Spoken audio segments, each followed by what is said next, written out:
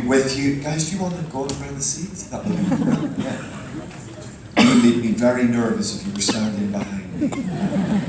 I'm an Irishman and can't have people standing behind me. So there we are. It's wonderful, absolutely wonderful. Thank you so much for the invitation. Thank you for the opportunity to be with you again and to share. We've had a wonderful, wonderful trip in Singapore. We've been in Singapore since the 1st of June. So we've been here a little while. We literally, after tonight, after this, we're sort of heading towards the airport and we will fly home in the early hours of tomorrow morning. So we've been across doing some church ministry, doing some camps, eating chendol, trying to avoid durian.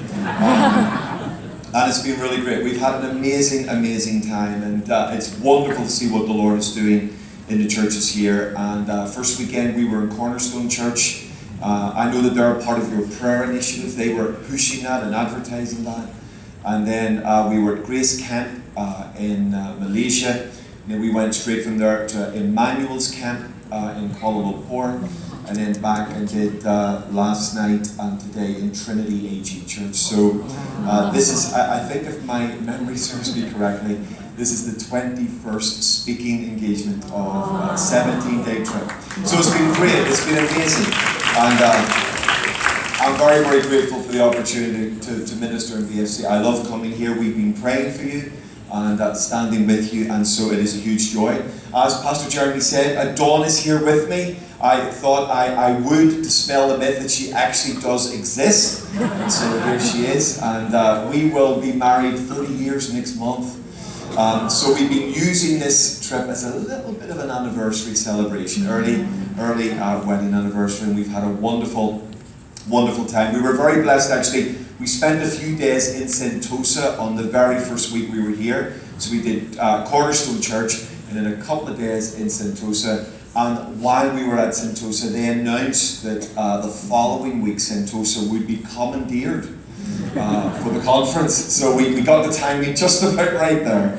So we were grateful to God. And some of you will know we have 3 children. Elena is our oldest. She is 25. She's a children's pastor in an AG church in the north of England. And she's married to Dan. Dan is the associate pastor of the same church. They're doing really well. My son Simeon is 21. And he is just started a new job. So that's great. And doing very, very well. The Lord is helping him. And then Beth Ann is our youngest. She's 17.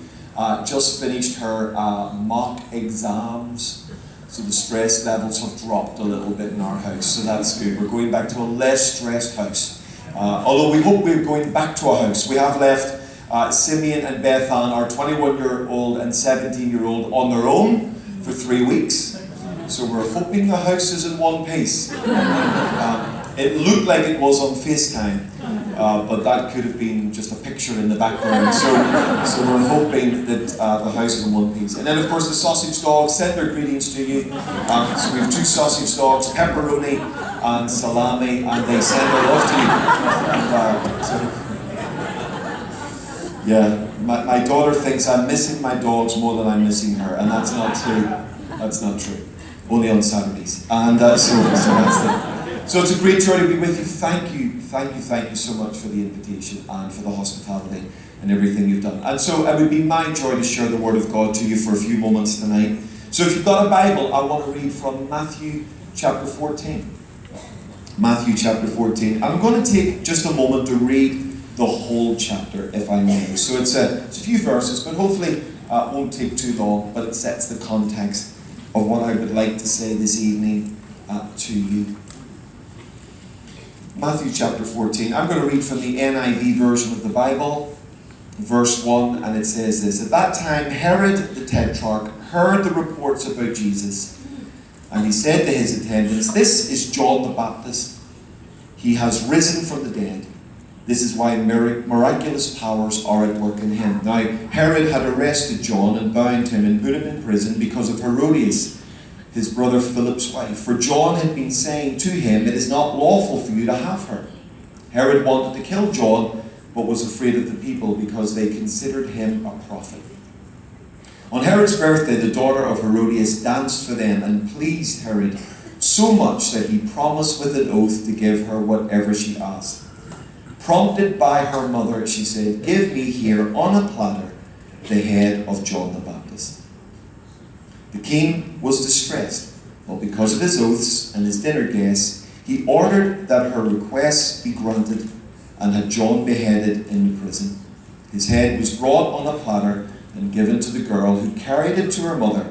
John's disciples came and took his body and buried it. Then they went and told Jesus. When Jesus heard what had happened, he withdrew by boat privately to a solitary place.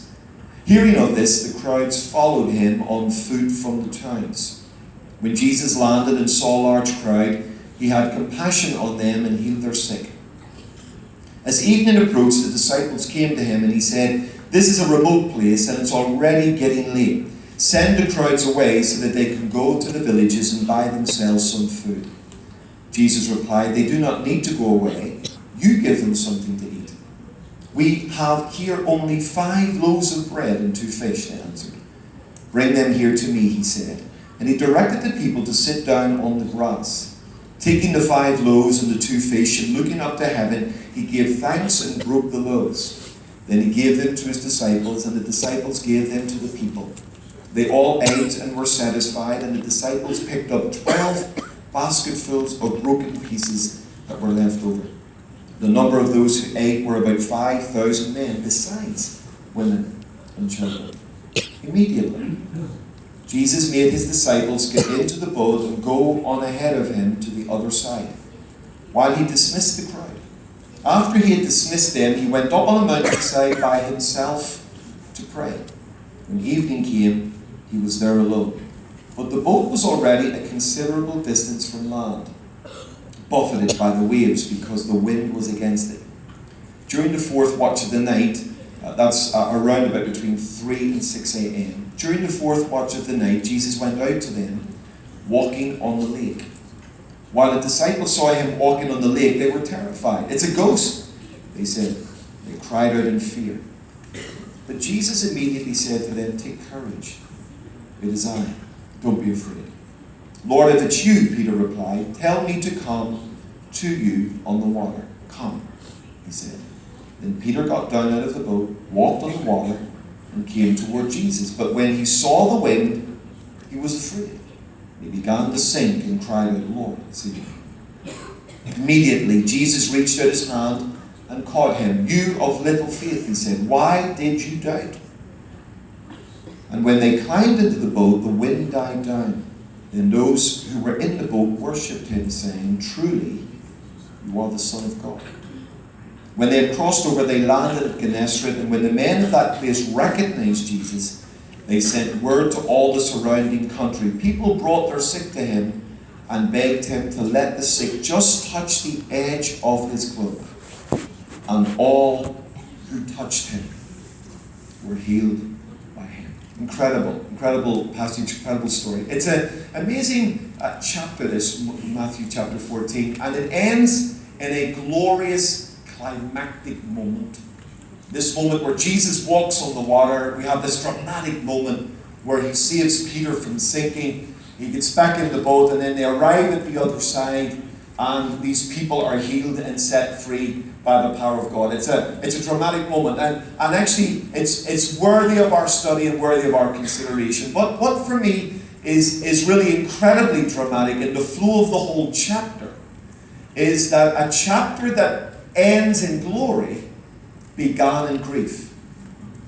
And sometimes we miss this little detail. We rush to the Instagram moments of the text sometimes. We rush to the highlight moments, the moments that show us something glorious, something amazing, the hungry being fed, the dead being raised, blind eyes being opened, people walking on water. They are amazing moments, and rightly so, they should be celebrated, absolutely. But what's fascinating is that all of those moments take place coming out of a moment of grief. That actually everything we've just witnessed in this chapter comes out of a painful experience for Jesus. Right at the end of our opening passage, I don't know if you noticed it together, right there in verse 12, it says that the disciples came and took John's body and buried it, and then they went to Jesus and told him.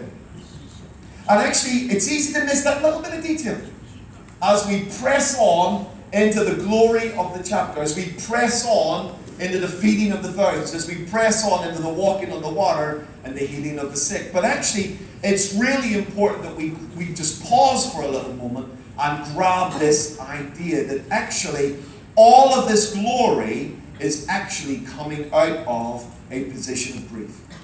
That Jesus is able to minister dramatically to his world from a position where he is grieving for his friend and relative John. And in fact, we get a little bit of a hint of that in the text. I don't know if you noticed it. Verse 13, it says this: when Jesus heard what had happened to John, it says this: he withdrew by boat privately to a solitary place. That's a natural reaction of pain, a natural reaction to something terrible happening to us, a natural reaction that comes to us when something unexpected comes our way. In this case for Jesus, when the death of a friend and relative comes to him. And that natural reaction is to withdraw to a private place and get some healing. Draw from the presence of God. Be encouraged. Be, as it were, healed in the midst of our grief. And Jesus is actually attempting to do that. And yet, in his moment of grieving, the Lord, our God, calls something even greater out of him at this moment. There's this dramatic moment where he's trying to grieve, he's trying to be alone and trying to be private. And it says this, verse 14, when Jesus landed and saw a large crowd, he had compassion on them and healed the sick. We have this incredible tension. It's dead easy to miss in the highlights of Matthew 14. We have this incredible tension that Jesus is both grieving for his friend, relative, the one who prepared the way for him. And in verse 13 and in verse 14, he sees the needs of the crowd. And he's filled with compassion for them. And we can see the tension of this moment, this very human experience of Jesus being challenged at this moment with his own personal sense of loss and his own personal grief. And yet at the same time, there is before him the challenge of this multitude of people. And in our journey as Christians, we are often confronted with that challenge. The challenge of negotiating our personal pain, our personal loss, our personal challenges, while at the same time being surrounded by a world of need.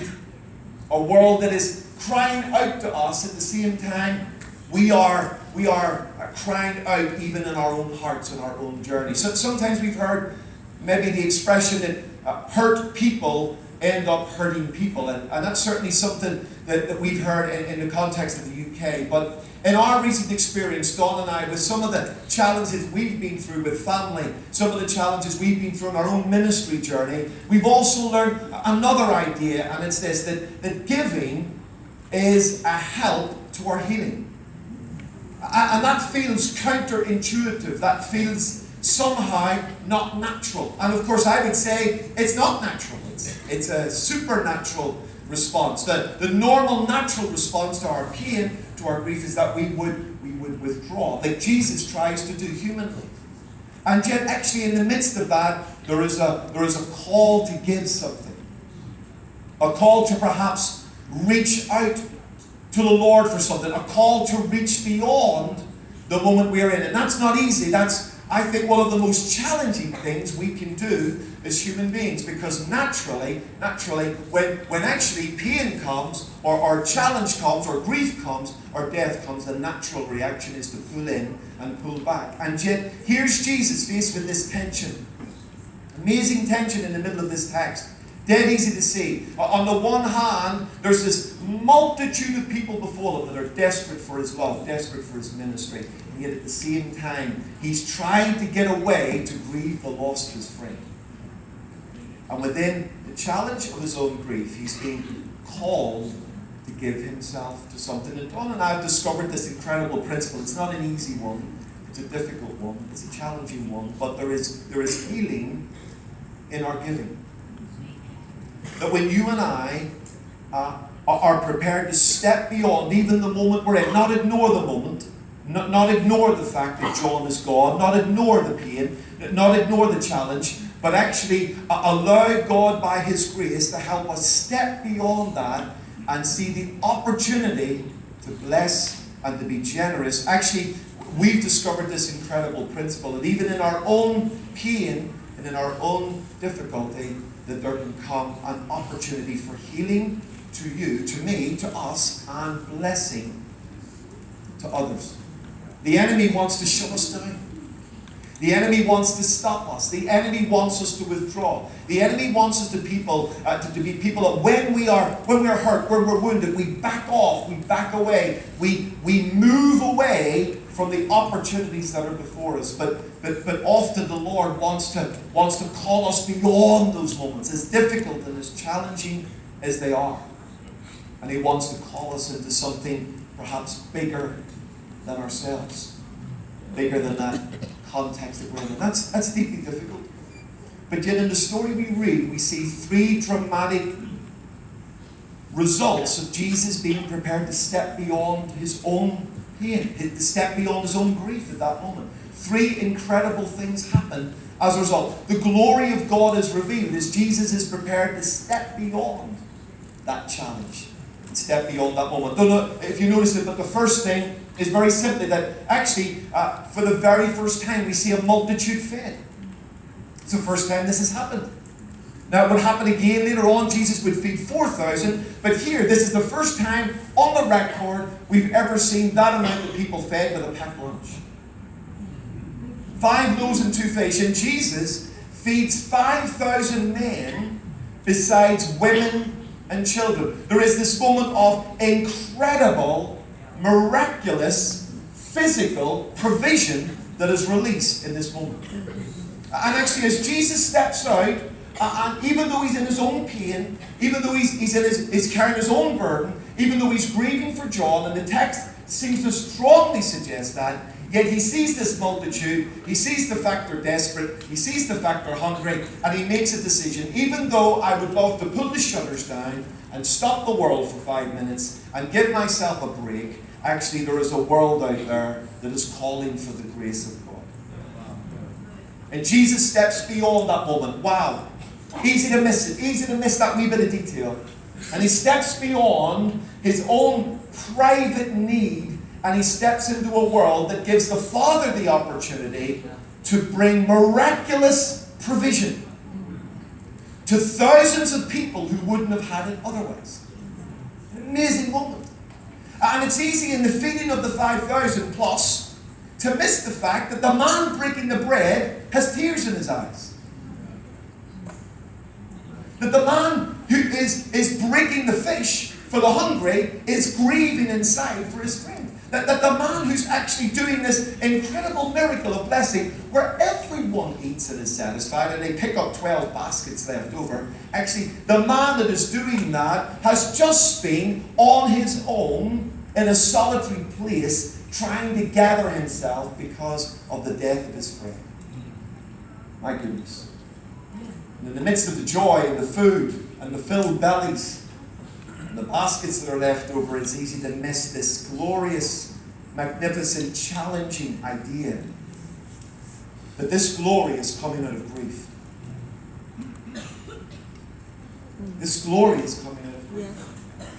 Yes. And that the 5,000 plus are fed because Jesus is prepared to step beyond his own pain and bring something of God's glory to a desperate world. And supernatural provision is released. Look at the second idea, the second thing that happens is that He then meets His disciples on the sea. They sail across Galilee, and a storm breaks out, and then Jesus walks on the water sometime between 3 a.m. and 6 a.m. And in the darkness and in the haze, they think it's a ghost. And of course, Jesus reveals the fact that it's Him. And Peter steps out of the boat and walks on water, and Jesus grabs Peter. Lovely moment of compassion. It says immediately He reached out and took a hold of him. He caught him. It's a beautiful idea. And He puts Peter back in the boat. And when he gets back in the boat, look at their reaction. It says this: "Truly," they said, "you are the Son of God." And a moment of profound revelation takes place. Now in the Gospel of Matthew, that's the first time any of the disciples put Jesus together with the Son of God. Now later on in chapter 16, Peter will really go for it. He will really bring a confession that absolutely becomes the bedrock of the church. You're the Christ, the Son of the living God. And Jesus will tell Peter that revelation was given not by learning, but by God himself. You're the Christ, the Son of the living God. Chapter 16. But here in chapter 14, these young, frightened disciples who really don't know who Jesus is at all. They have no clue really what they're dealing with. In that moment when Jesus walks on the water, in that moment when Jesus catches Peter, and in that moment when Jesus puts Peter back in the boat, they get a little glimpse. They get a little revelation that maybe this is the Son of God. Maybe we're dealing with someone bigger than a rabbi. Maybe this man's not just a teacher. Maybe this man's not just a clever theologian from up north. Maybe this man really is the Son of God. And actually that glorious moment of revelation is made possible because Jesus steps beyond this grief. That moment of glory comes out of grief. So actually, when they see Jesus as the Son of God, truly you're the Son of God, they only see that because Jesus steps out of it. In fact, when Jesus puts them on the boat again, he tries to go back to a place of peace. Don't know if you noticed that in the text. It says immediately Jesus made his disciples get into the boat and go ahead of him. Verse 22, verse 23. After he dismissed them, he went back onto the mountainside by himself to pray. Now, the suggestion is it might be he's just going there to pray, or maybe he's trying to go back to that place that he was in before the crowd arrived.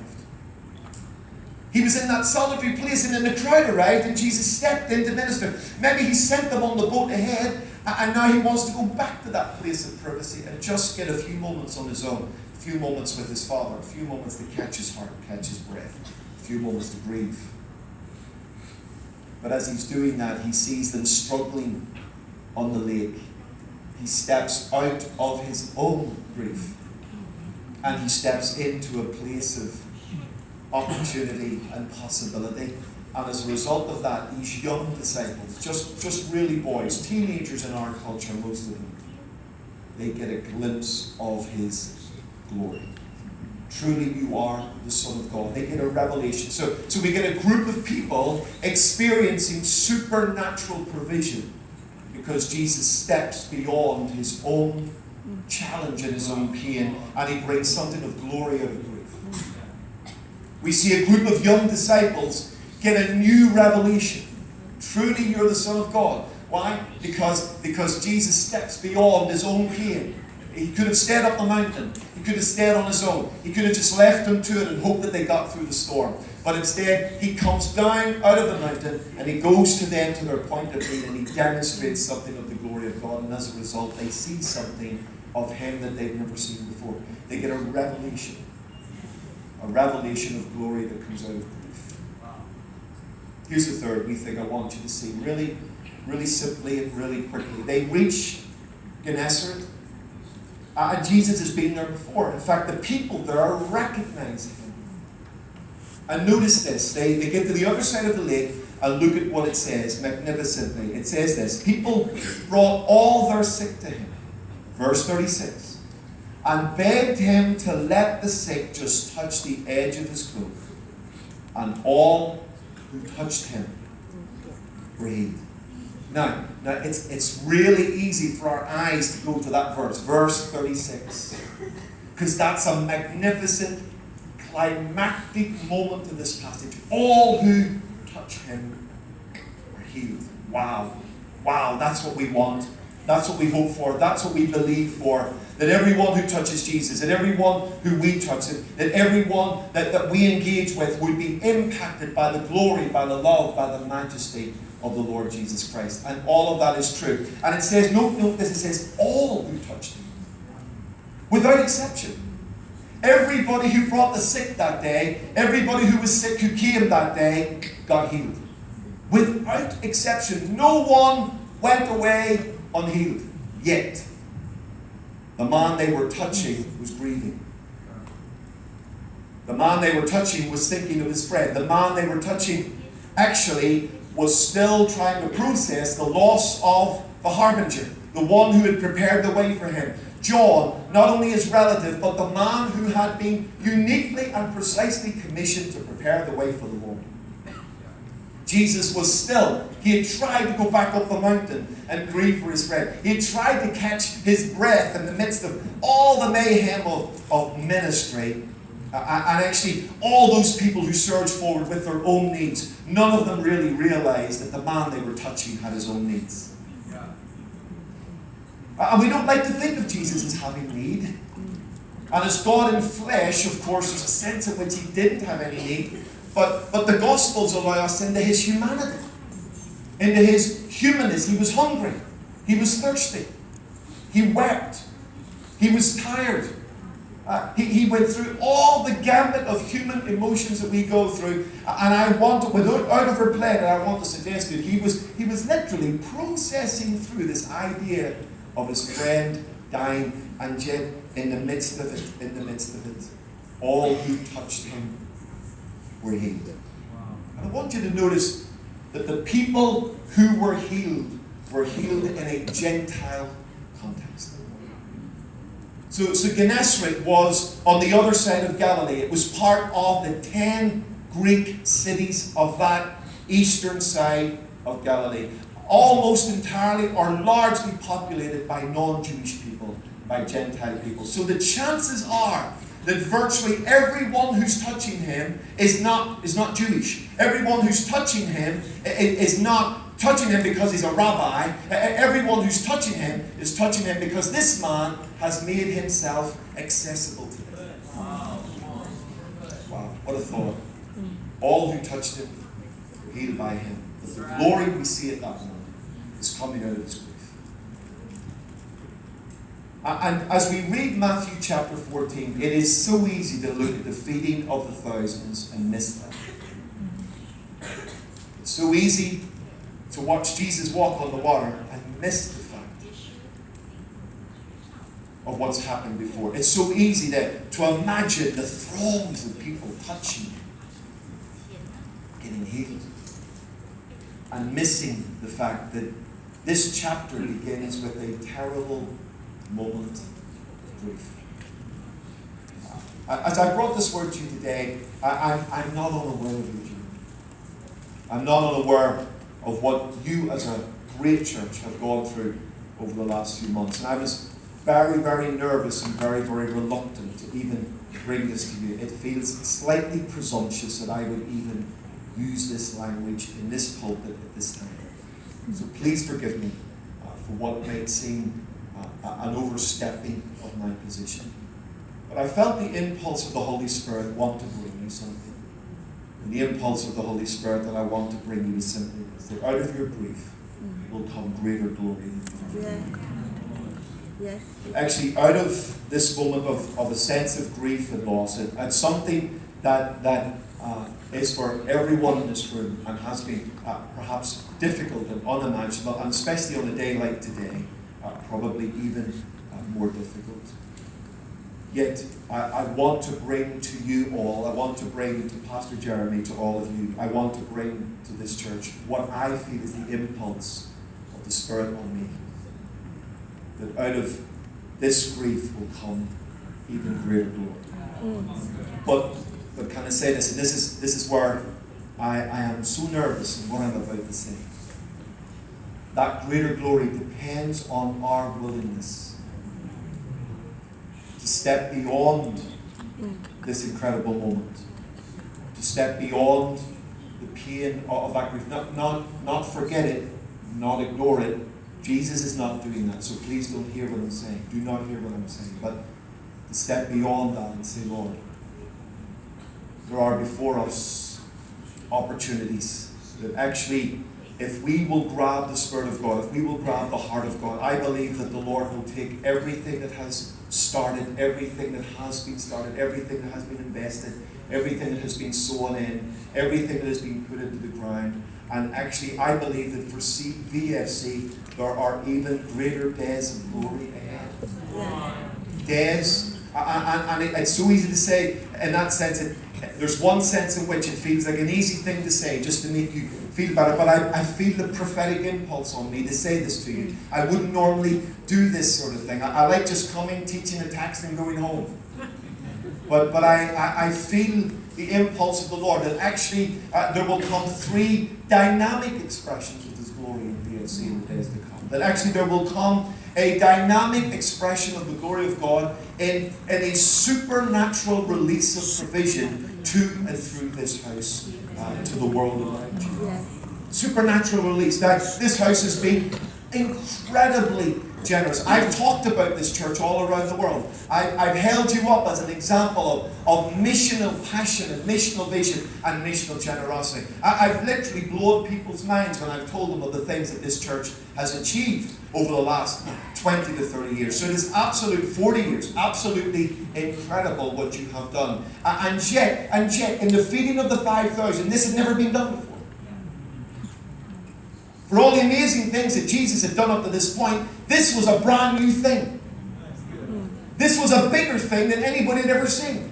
He had touched people. He had blessed people. He had healed people. I believe that he and his disciples would have fed the poor and looked after the poor because as good Jewish people, they would have used their own wealth and their own money bag to bless the poor because that was a requirement of good Jewishness. So they would have helped the poor in different ways. And yet here's a moment of supernatural breakthrough. Beyond anything they've ever seen before. Thousands fed by a packed lunch. And actually the supernatural provision. And I believe it, and you will have to test this and hold this and check this, and please forgive me. I'm not wanting to offend or presume, but I believe the Lord wants to lead you and will lead you into a season of supernatural provision. Amen. Not just for yourselves, but a supernatural provision that will be released to even larger and greater numbers beyond anything you've even known to this point. And then actually, as we step out of and step beyond and actually stand upon a huge foundation that has been laid, we move into something of the glory of God in this context. Secondly, I believe that actually through the ministry of this church, a new generation will see that Jesus is the Son of God. And I felt so again, please judge this for yourself. I felt the application in terms of the disciples seeing this revelation of Jesus as the Son of God was very much a call to a new generation. So remember, the disciples would have been very young. Most of them would have been between the ages of 12 and 20 when Jesus called them. So that was the work of the rabbi. Only